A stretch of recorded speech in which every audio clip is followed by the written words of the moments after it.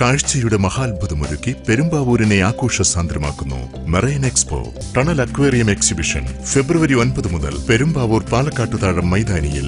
ഏവർക്കും സ്വാഗതം.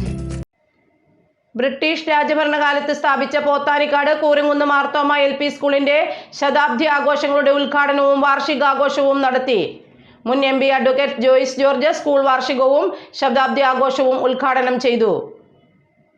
ബ്രിട്ടീഷ് രാജഭരണകാലത്ത് സ്ഥാപിച്ച പോത്താനിക്കാട് കൂരംകുന്ന് മാർത്തോമ LP സ്കൂളിന്റെ ശതാബ്ദി ആഘോഷങ്ങളുടെ ഉദ്ഘാടനവും വാർഷികവും സംഘടിപ്പിച്ചു. കോതമംഗലം താലൂക്കിന്റെ കിഴക്കൻ മേഖലയിൽ 100 വർഷം മുൻപ് ഇവിടെ എത്തിയ മിഷണറിമാർ സ്ഥാപിച്ചതാണ് ഈ വിദ്യാലയം.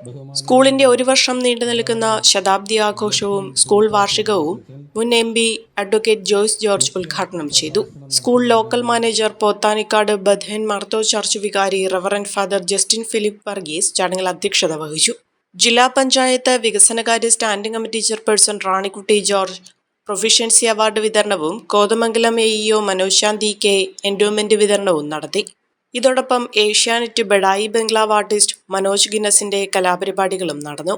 എറണാകുളം ജില്ലാ നിയമസേവന അതോറിറ്റി സെക്രട്ടറിയും സബ് ജഡ്ജുമായ രഞ്ജിത്ത് കൃഷ്ണൻ N, ബ്ലോക്ക് പഞ്ചായത്ത് അംഗം സാലി ഐബ്, ഗ്രാമപഞ്ചായത്ത് അംഗങ്ങളായ Sumadas, Tomy Elias, Bisni Jijo, PTA president Sreekanth Vasu, Kerala journalist union ജില്ലാ president Latheef Kunjattu, Anju Reji, Asnamol PA, Arush Sreekanth, school HM Jaymol Joseph, അധ്യാപിക ശ്രുതി AV, മറ്റ് അധ്യാപകർ, വിദ്യാർത്ഥികൾ തുടങ്ങിയവർ പങ്കെടുത്തു.